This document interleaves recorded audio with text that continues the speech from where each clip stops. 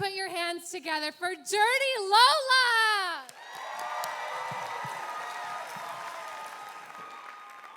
At 16 years of age, I thought it would be a really great idea to lose my virginity in a threesome.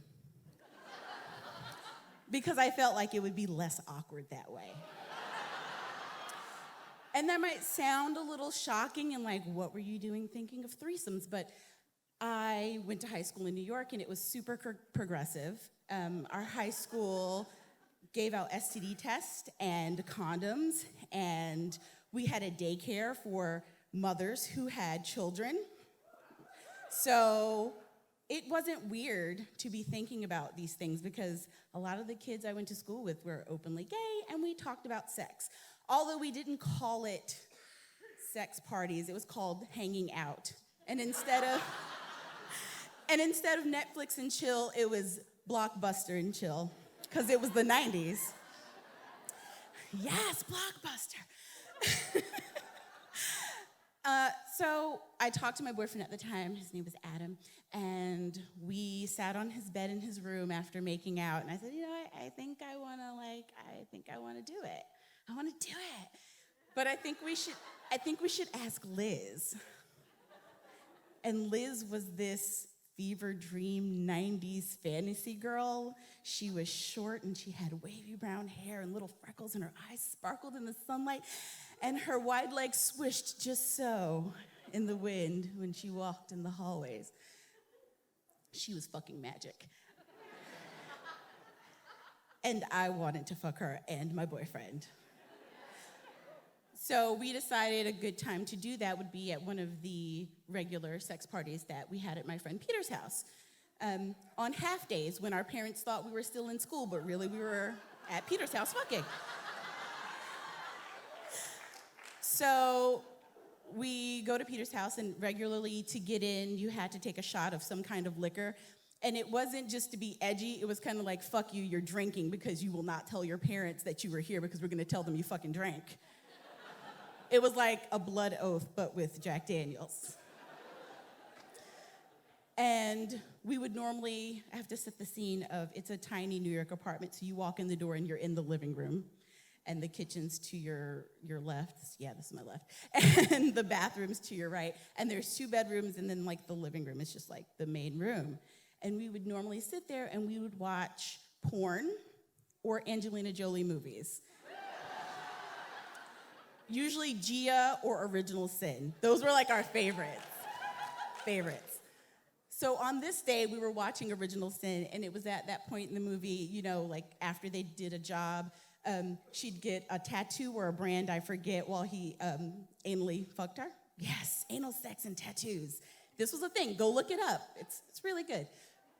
And this scene is in the movie, and this was usually the point when anybody there who wanted to get like frisky, people would start making out and touching and groping.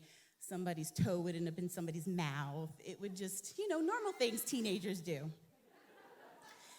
And I'm sitting next to Liz, and she's like on my left side, and Adam's on my right, and I'm like, girl, yes. And I look at her, and she looks at me, and we lean in, and we start to kiss, and the zippers of our hoodies are rubbing together. And I slowly unzip her hoodie so I can get my hand under her ringer tee to touch her boob. And she's unzipping my hoodie to get to my boobs, which was easy, And we're making out and touching. And if anybody remembers Wide Legs, the crotch was like down here. So you could never touch anybody's pussy. You'd be like this, and you're like, it's not my pussy, it's my pants. So, I know we're new at this, but no. So you'd have to do some unbuckling, and we're starting to unbuckle, and she was feeling a little shy, so we decided to go into Peter's father's room, because it's always a good idea to fuck on your friend's father's bed. Make it better. Memories. So we go in, and there's already people in there kind of making out. We find some space on the bed, and I'm so excited, I'm gonna have a threesome, I'm gonna lose my virginity. Well, I'm gonna lose my PMV virginity. Back then, we thought we were just doing foreplay, but fuck it. We were already fucking. So we're laying on the bed, and I'm unzipping her hoodie and yanking off her wide legs. It's all this fucking fabric, and just enjoying the moment and making out with her. And then Adam gets in, and I'm like, yay! I didn't know what compersion was back then, but I was feeling it. It's like, this is great. And he's making out with her, and I'm enjoying it. And then I'm like, okay, I'm going to get over here. Okay, no, okay. I'm going to touch your boob. No, dick. No, I can't.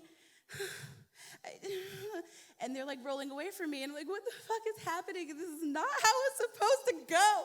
And because I was so mature, I ran away and hid in my friend Peter's closet.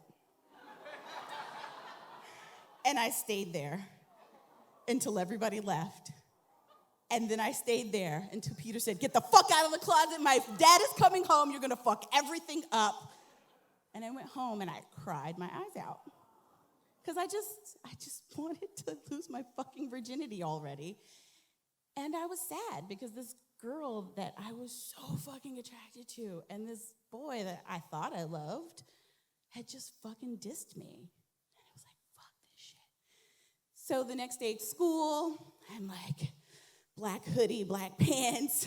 I'm in mourning, but I'm here. I can do this. And everybody pretended nothing happened. Adam didn't talk to me about it. Liz didn't talk to me about it. I'm the only one like, did nobody remember what happened? My hand was up your shirt. And shortly after that, a couple weeks before graduation, Adam broke up with me. And we had never talked about it. And Liz and I were kind of friends, but after that, I was like, fuck you, bitch. And we never talked about it. So 14 years later,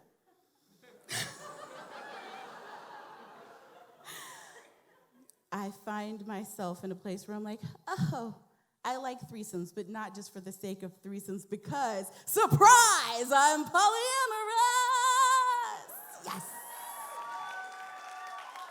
And it was amazing. And this was the beginning, and I find myself with a man I love and a girl who was amazing.